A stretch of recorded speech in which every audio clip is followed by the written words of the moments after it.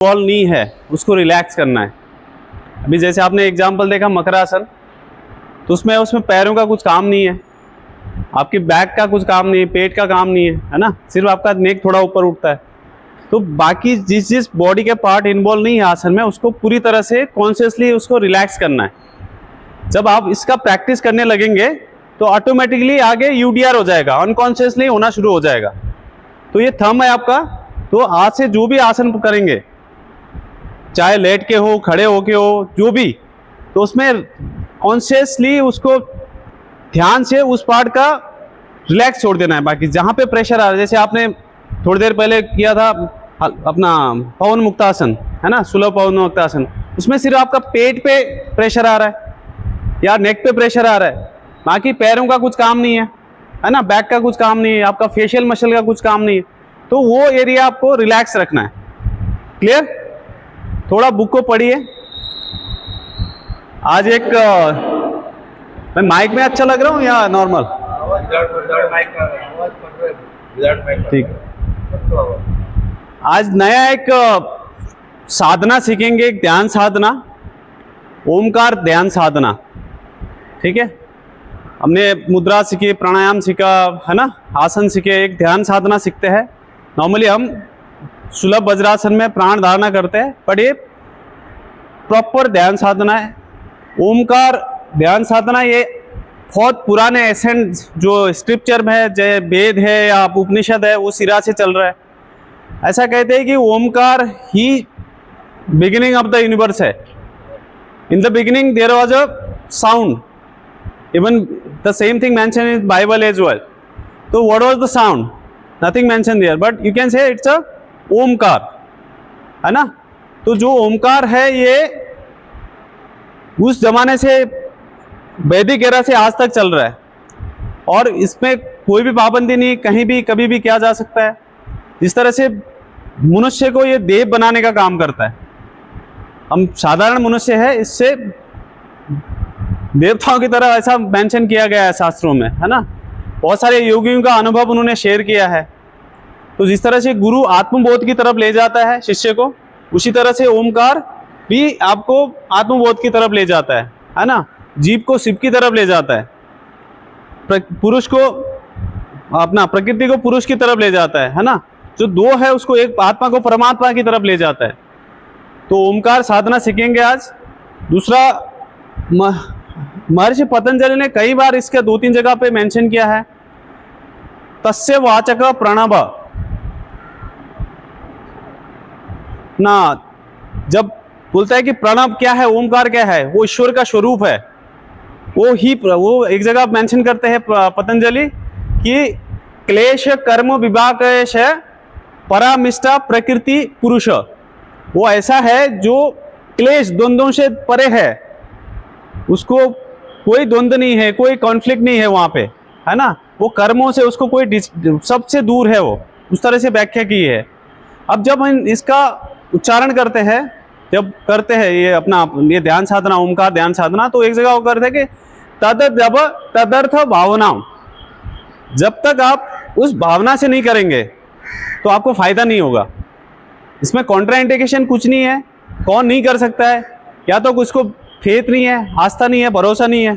दूसरा, आपको गले में कुछ पेन है ना, कुछ सूजन है, सर्जरी हुई, आवाज़ नहीं निकल सकती है, तो वहाँ पे, या सर्दी हुई है, तो उस टाइम पे अवॉइड करना है, बाकी टाइम आप कर सकते हैं। ठीक है शिव जी मैम। इवन भगवत गीता में मेंशन किया है श्री कृष्ण ने, जब वो अपनी विभूतियों का वर्णन करते हैं अध्याय 10 में, वो बोलते हैं कि महर्षिणाम भृगुणाम गिरामयस्य अक्षरम, महर्षिणाम भृगुणाम गिरामयस्य अक्षरम, यज्ञनाम जप यज्ञस्मित स्थावरम हिमालय। मतलब महर्षियों में जितने भी बड़े बड़े महर्षि हुए हैं, भृगु आप नाम सुना होगा, बहुत क्रोध वाले थे वो, भारद्वाज के पुत्र। तो मैं भृगु हूँ बोलते हैं। अक्षर में सबसे जो है मैं ही ओमकार हूँ बोलते हैं। और साधना में ये जो यज्ञ जितने भी होते हैं उसमें ये जप यज्ञ सबसे मैं हूँ बोलते हो कृष्ण।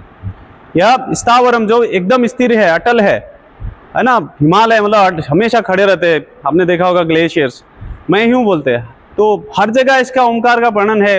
इवन मांडुक्य उपनिषद का पहला ही श्लोक है, वहीं पे मेंशन किया है कि जो भूत वर्तमान भविष्य तीनों कालों से परातीत है, उनसे बियॉन्ड है, वही ओमकार है ना।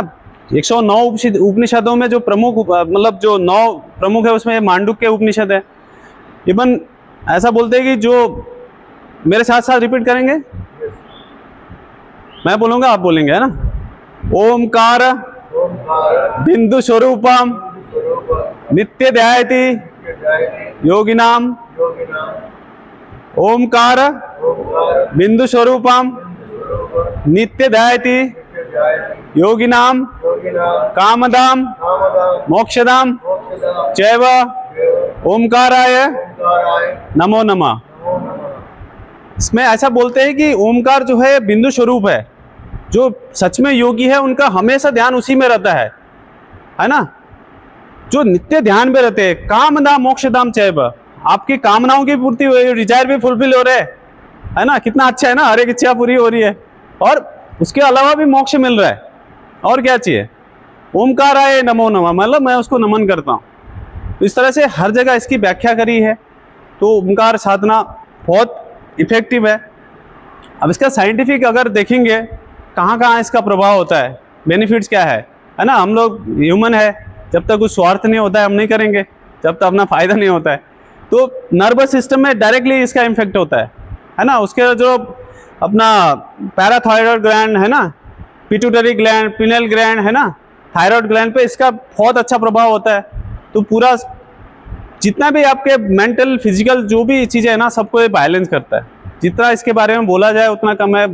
कितनी सारी रिसर्च हुई है इस पर, बड़े बड़े विद्वानों ने, इवन वेस्टर्न में एक डॉक्टर है, उनका नाम भूल गया, बहुत सारी चीज़ें उन्होंने बाय साइंटिफिकली प्रूव करके रखी है। तो कितनी डिजीज है जो क्योरेबल नहीं थी, वो इससे क्योर हुई है। इसके अलावा ये ओमकार साधना दो तरह से करते हैं। एक स्वरूप ओम साधना है, स्वरूप ओमकार साधना, जिसमें हम अपने आँखों के सामने जो दृश्य है, अपने आइज के सामने कुछ ओमकार का चित्र लगा के करते हैं, वर्बलाइजेशन करते हैं। और दूसरा श्रवण से करते हैं, आँख बंद करके सिर्फ उसका अभ्यास करते हैं। तो दो तरह से इसका ध्यान साधना करते हैं। अब इसका कई तरह की टेक्निक है, 100+ टेक्निक्स है। बट योग विद्या निकेतन क्या करता है कि जो 3 शब्द है, आ, उ और मा, हम बोलने के लिए ओम बोलते हैं, तो उसमें 3 शब्द है, आ, उ और मा। तो 1/3 ओ लेते हैं, आ प्लस ओ को ओ बोलते हैं, और तीसरा जो है मा, 2/3 मांग का प्रोनाउंस करते हैं। जब हम अंदर सांस लेते हैं, जब वो प्रोनाउंस करते हैं, तो नीचे से अपना लोअर एब्डोमेन से है ना, अपर चेस्ट, अपर चेस्ट है ना, कंधे ऊपर जाएंगे सांस लेने के टाइम। जब सांस रिलीज करने के टाइम धीरे धीरे नीचे, सबसे पहले lower part of the body है ना, एब्डोमेन है ना, नेबल एरिया, चेस्ट एरिया, धीरे धीरे नीचे जाता है। तो बढ़िया सा वाइब्रेशन आता है। इसमें जो 7 चक्रों की व्याख्या है, सुना होगा ना, कुंडलिनी चक्रास, तो उसी के पीछे लोग हैं। तो वो पूरे चक्र आपको पूरा मूलाधार से लेके सहस्त्र तक के पूरा उसमें बढ़िया सा फ्लो आता है ना, पूरा नस नाड़ियों पे उसका वाइब्रेशन होता है, जितने भी सब ठीक हो जाते हैं। अब इसका नॉर्मली इसको त्रिदेव को भी इसको डेडिकेट किया है। जैसे आ ब्रह्मा को रिप्रेजेंट करता है, क्रिएशन को, उ विष्णु को जो गार्डियन है, तीसरा माँ महेश को है ना, क्रिएटर, सस्टेनर एंड डिस्ट्रॉयर, ऐसी भी व्याख्या है। उसके अलावा ये त्रिगुणास को रिप्रेजेंट करता है, सुना होगा ना, रजोगुण, तमोगुण, सतोगुण, वो तीनों चीज़ों को रिप्रेजेंट करता है। तो जब भी वाइबियन का जो सिस्टम है प्रोनाउंस करने का, उच्चारण करने का, जो साधना करने का, तो उसमें 1/3 ओ करते हैं, आ प्लस ऊ को मिला के, और 2/3 माँ को प्रोनाउंस करते हैं। जो आपका ध्यान रखना कि जब सांस लेंगे आप, तो नीचे से पहले ऊपर आएगा, धीरे धीरे कंधे के साथ साथ में आपका ऊपर जाएगा, नेबल से, पेट से ऊपर आएगा, और आपके छाती कंधा भी ऊपर उठेंगे। जब सांस छोड़ेंगे ओमकार के साथ में, तो पहले सबसे पहले लोअर पार्ट से धीरे धीरे धीरे धीरे नीचे जाएगा। क्लियर? अब कौन सा आसन में बैठ के करना है? इसमें कोई भी आसन में बैठ के कर सकते हैं, हार्ड एंड फास्ट रूल नहीं है, बट आइडियली पद्मासन अब जो आगे सिखाएंगे। अभी आपने सुलभ भद्रासन सीखा है, आपने अर्ध पद्मासन सीखा है, अभी के लिए आप अर्ध पद्मासन में शुरू कर सकते हैं। और हमेशा ज्ञान मुद्रा रहेगा, है ना। कुछ मुद्रा है, अपने थंब और इंडेक्स फिंगर को जब ऊपर की तरफ लगाते हैं इसको बोलते हैं ज्ञान मुद्रा, है ना। आत्मा और परमात्मा का मिलन बोलते हैं इसको, है ना, ज्ञान मुद्रा। अगर इसको नीचे की तरफ करेंगे तो इसको चिन्ह मुद्रा बोलते हैं, है ना। इसको ऐसा करेंगे तो वायु मुद्रा बोलते हैं, आकाश मुद्रा, धरती मुद्रा, सूर्य मुद्रा, जल मुद्रा, बहुत सारे मुद्राएं हैं। तो ओमकार साधना के लिए हमेशा ज्ञान मुद्रा आइडियल रिकमेंडेड है। ठीक है, इसका एक डेमोन्स्ट्रेशन देख लेते हैं। मैम आप अर्ध पद्मासन में जाइए, अब इधर आइए, सामने कर दीजिए।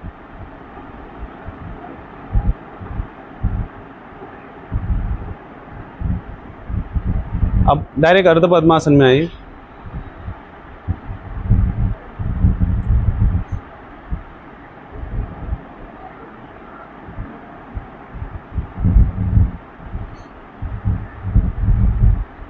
ठीक है, अब ज्ञान मुद्रा लगाइए। ये थंब रूल है आपका, कोई भी आसन में जब जाएंगे बैठेंगे ना तो आपका पूरा स्ट्रेट रहेगी बॉडी। हाँ, और ज्ञान मुद्रा लगाया उन्होंने, आंखें बंद है, चिन पैरेलल टू ग्राउंड है। अब धीरे से अपनी गहरी सांस लेंगे, लोअर एब्डोमेन से धीरे धीरे छाती ऊपर जाएगा, कंधे ऊपर जाएंगे। और जब उच्चारण करेंगे तो सबसे पहले नीचे से सांस नीचे आएगी। अब धीरे से ओमकार का उच्चारण करेंगे। उच्चारण करें, प्रोनाउंस करिए ओम का।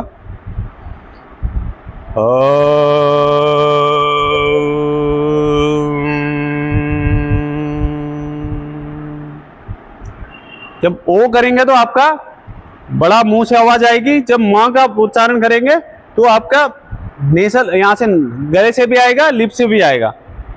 ठीक है, हमारे बॉडी पे हमारे जो वाणी है 4 तरह की बताई गई है शास्त्रों में, है ना। अपना वैखरी, मध्यमा, पश्यंती और परा, 4 तरह के अपने वाणी बताई है। हम जब बात कर रहे हैं, अभी मैं बोल रहा हूँ, थोड़ी देर पहले आपने भी उच्चारण किया, तो उसको वैखरी बोलते हैं, जो आवाज के साथ में इंटरैक्ट होता है। जो मध्यमा है वो सेकंड है, दूसरा है। मध्यमा कैसा होता है, जैसे कोई गुनगुना है ना, थोड़ा थोड़ा अपना, कभी कभी मेरे दिल में ख्याल आता है। हाँ, टाइम पे नहीं आते आप लोग, तो होता है ना। मैं रात को सोने से पहले आज तो मैं कुछ गुनगुना रहे हो मन ही मन है आवाज में, कि भाई मैं तो कल 6 बजे पहुंचूंगा क्लास, बट सुबह से नींद खुलती नहीं है। सोना बहुत प्यारा होता है ना, सब ऐसा बोलते हैं कि जो मजा सोने में और दुनिया के किसी कोने में नहीं है ना। तो नींद ही नहीं खुलती है, तो गुनगुना रहे होते ना, कभी कभी खाना बना रहे हो या ट्रेन में चल रहे हो, कुछ तो थोड़ा थोड़ा गुनगुना धीरे धीरे, उसको बोलते हैं मध्यमा। पश्यंती, वो थोड़ा पश्यंती और परा आगे के साधकों के लिए, स्पिरिचुअल लेवल पे जो आगे बढ़ रहे हैं, है ना, उस पे। पश्यंती मतलब मन पे थॉट आ रहे, आपके इंटरनल माइंड पे आ रहे, तो वो अपना पश्यंती। और परा मतलब आपका मन डिजोल्व हो चुका है, अब वहाँ पे कोई थॉट नहीं है, तो वन विद द यूनियन हो चुका है, एकदम शांति हो चुकी है ना। नहीं तो मन में ऐसा कच्चर कच्चर चलते रहता है ना रात दिन। मॉडर्न साइंटिस्ट लोग कहते हैं कि 60 to 80,000 थॉट आते हैं out of 24 hours in our brain. तो कितनी परेशानी होती है, थॉट ही अपने परेशान करता है ना अपने को सबसे ज़्यादा। तो ये ओमकार साधना का छोटी सी व्याख्या है। आपको एक अपना बहुत अच्छा बुक है वहाँ पे, मेडिटेशन बुक। अगर आपको बहुत सारे उसमें मेडिटेशन के टेक्निक है, बहुत ही बढ़िया किताब है वो है जो गुरुजी ने लिखी है। अगर आपको कुछ स्टडी करना है तो आप उसको परचेस करिए। तो ये छोटा सा ओमकार की व्याख्या थी, इसका प्रैक्टिस हम सीखेंगे।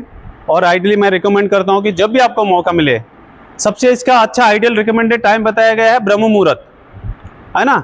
सूर्योदय से जो before sunrising at least 90 minute before का जो समय है उसको ब्रह्म मुद्रा ऐसा डिस्क्राइब किया गया है ना। भोर काल जो होता है उस तरह से, जो एक बहुत सारे वाइब्रेशन कनेक्ट होते हैं बोलते हैं। मेरा स्वयं का तो अनुभव नहीं है, बट सब ने वर्णन किया है। तो इवनिंग का भी टाइम एक प्रिफरेबल होता है। तो जब भी आपको मौका मिले प्लीज़ इसका अभ्यास करिए, है ना। बहुत अच्छा इफेक्ट होता है आपके बॉडी और माइंड पे। अभी आगे हम जो हमने सीखा अब प्रैक्टिस करते हैं। पहले हमने सीखा आसन का, ठीक है। Ready, please lie down on your. एक छोटा प्रश्न है, जो ब्रीथिंग को हम मेडिटेशन का कर रहे हैं, ये सर 18 तारीख को नहीं, उसमें सिर्फ क्रिया की प्रैक्टिस है और मेडिटेशन का भी सिखाने वाले हैं, है ना, प्राणायाम है, बहुत सारे सेशन है, प्लीज ज्वाइन करिए। कुछ काउंट मिला?